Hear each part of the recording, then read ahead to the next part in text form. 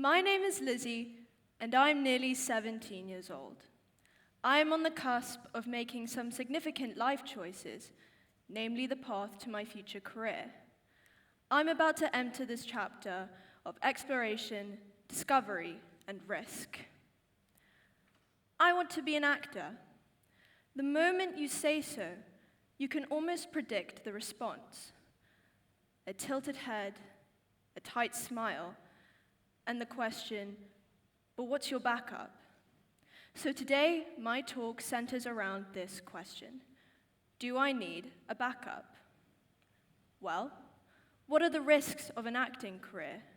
Somehow, actor has become shorthand for instability, low odds, and the cliché of the starving artist. Why is that? Why does pursuing medicine or law sound sensible, but pursuing the performing arts sound reckless? Yes, the competition is intense. The Guardian writes that only 2% of actors make a living.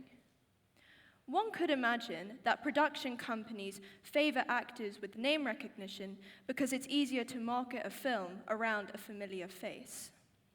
A study published in PubMed Central, quantifying and predicting success in show business, found that sustained success in acting is statistically rare and highly unpredictable. Even among long-term trained professionals, that kind of career stability is the exception rather than the rule. As a result, many talented actors eventually step away from the industry, not because they lack skill or dedication, but because the cumulative weight of repeated rejection and financial instability becomes unsustainable. But here's what fascinates me. We don't often apply that same scrutiny to other careers. We don't typically ask how many aspiring entrepreneurs fail before one succeeds, or how many graduates end up working in fields unrelated to their degree. Acting is seen as uniquely risky, but is it truly more uncertain, or just more visible in its uncertainty? So, do I need a backup? When people ask me, what's your backup plan, I can't help but wonder, what are the risks attached to any future job? Do we ever stop a future investment banker or neuroscientist and ask them the same question? And if we don't, should we? In a world being reshaped in real time by AI and automation, is any career truly safe? We talk about future-proofing our lives as if the future comes with a lock, and we just need to find the right key. But how valuable is a university degree if we cannot predict which jobs will even exist, let alone thrive? What actually defines success? Security? Salary? Status? Or fulfillment? A small scope of doubt is healthy. It makes us vigilant, conscientious, aware. But when that caution turns into constant second-guessing, it becomes paralysis. The University of Queensland conducted a study and discovered that the average person tends to go through 3 to 7 careers before they retire, and this number may be more like 5 to 7 for the current and upcoming generations of workers. If reinvention is becoming the norm, then maybe the real risk isn't choosing a dream. It's choosing a life built entirely around the fear of the unknown. So, do I need a backup?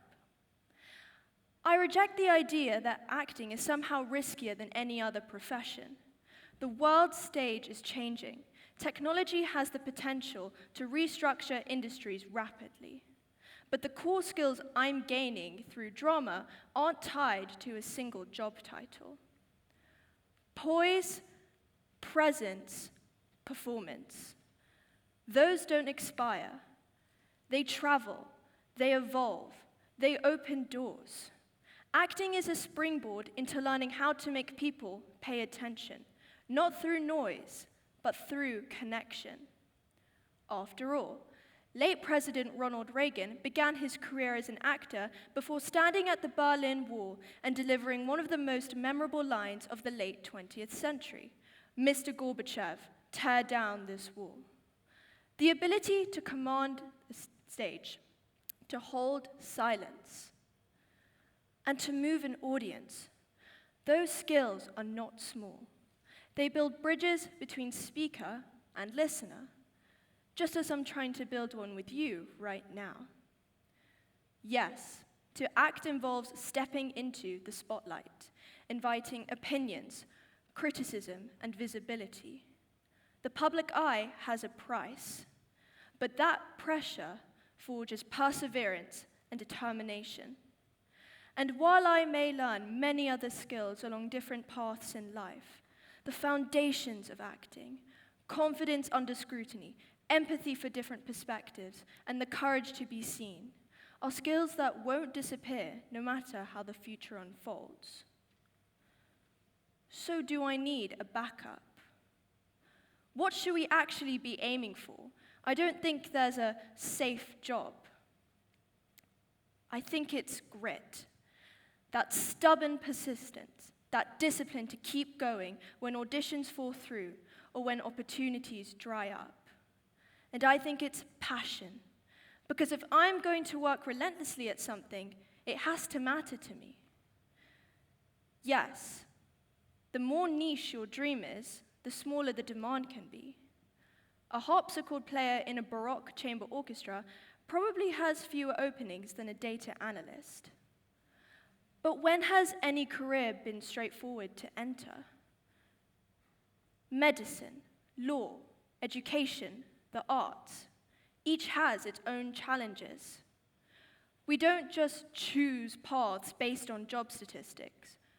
We might choose them because of family expectations, like when my grandparents nudged my mum towards becoming a doctor. She's not a doctor. Or because of our own ambitions, or because something genuinely sparks our curiosity.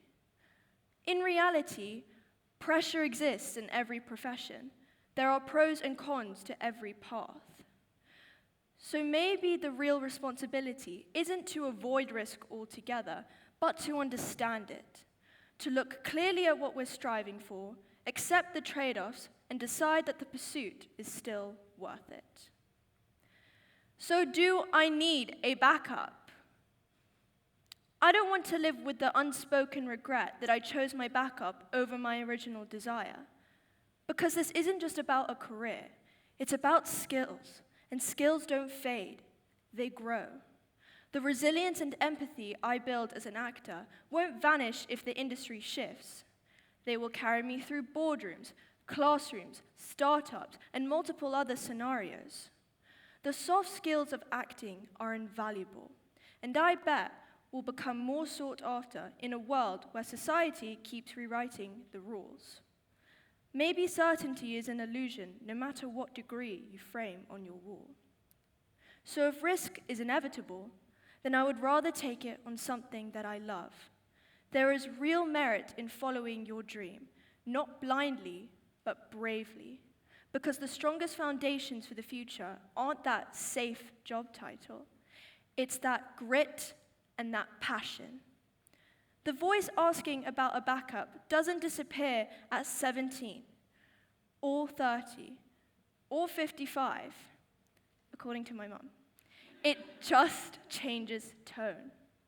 But if you let that voice steer your life, you will always be second-guessing instead of moving forward.